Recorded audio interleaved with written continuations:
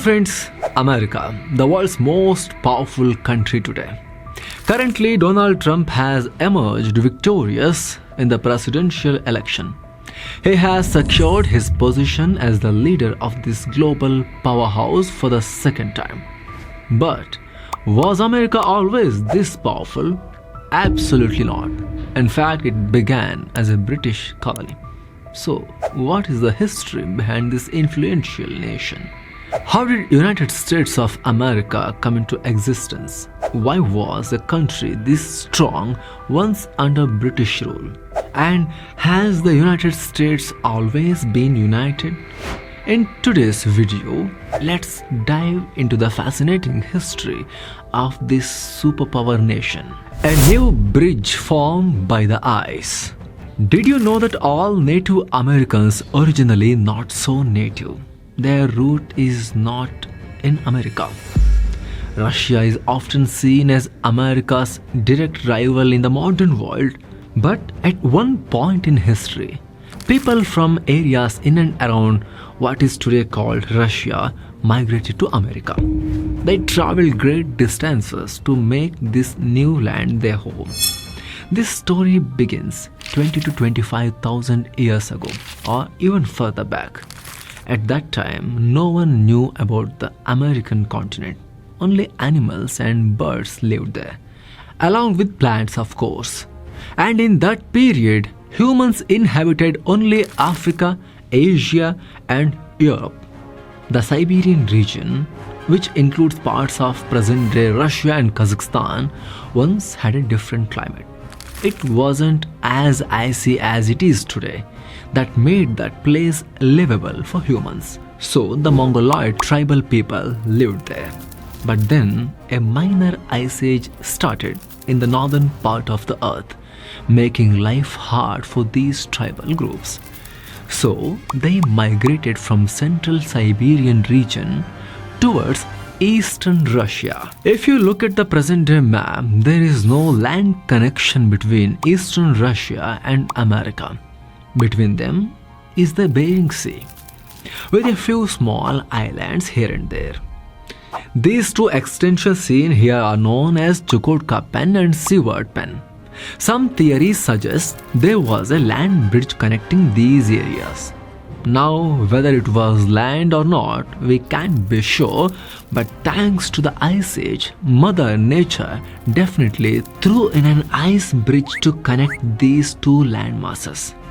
The ice bridge provided an opportunity for migration. At that time, many tribal groups from Siberia were already made it to eastern parts of the Russia. Now they crossed that ice bridge to reach Western America. There they found no humans. There was only animals and birds and plants. It was a new land for them. So they started settling in what is now Alaska and some parts of Canada, today's Canada. But the Ice Age effects reached that part of the earth as well, and it made their lives even more difficult, so they migrated further south, only discovering a whole new world, the present-day America. These migrant people liked this new land. The temperature, climate, and food sources were favorable. They began to settle there, build new lives. The new land became their homeland. Their population gradually grew, and they started living happily. And then thousands of years later, the Ice Age ended. The ice bridge between Russia and America melted too, so the land connection was cut. But even after that, everything was perfect until the modern man arrived from Europe. The European invasion. Europeans started to look for sea road to India in 15th century because the wealth of India was well known to the Europeans. In the year 1492, Spanish explorer Christopher Columbus discovered America. When he sighted land in 1492, he thought he had reached India. He also called the indigenous people with red skin he encountered the Red Indians. To showcase his discovery, Columbus even took 6 indigenous people back to Spain. The news that Columbus had found a sea route to India spread quickly in Europe. Later, it was proven false. The discovery of Columbus was verified by explorer Amerigo Vespucci. The name sounds familiar, right? It is this guy after whom America was named. In 1498, Vasco da Gama found the actual sea route to India from Europe to further debunk Columbus's claim. That was just beginning of the story. European nations then rushed to expand their empires in the newly discovered land. Entire American continent was up for grabs. America under English rule. Over time, people from various European countries faced difficulties in Europe. Many were unhappy with the dispensation, the administration, kings, queens, governments, and societal issues. As a result, they migrated to America in large numbers. This mass migration was harmful to the original inhabitants, the indigenous people.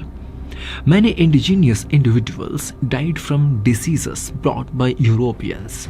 Others who survived were brutally decimated by Europeans intentionally.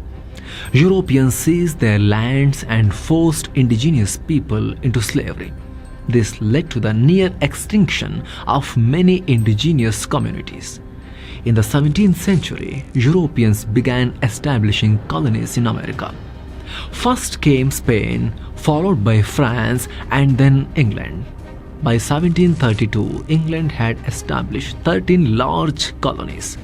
Each colony had a governor and administrative officials were chosen from within the colonies. However, governors held supreme powers. The colonies had no representation in British Parliament, which caused significant discontent. People who had moved so far to escape tyranny now found themselves under British control once again. In addition, Britain imposed many restrictions. These required that trade between the colonies occur only via British ships. Meanwhile, the 7 Years' War took place between France and England. This conflict ended with France ceding its American colonies to England. Although England emerged victorious, it suffered huge financial losses.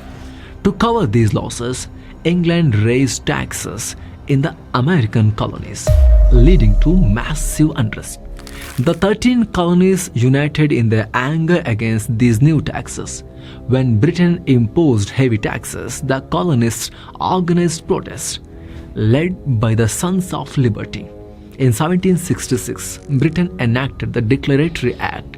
This act gave legal power to the British King and Parliament to impose laws and taxes on American colonies.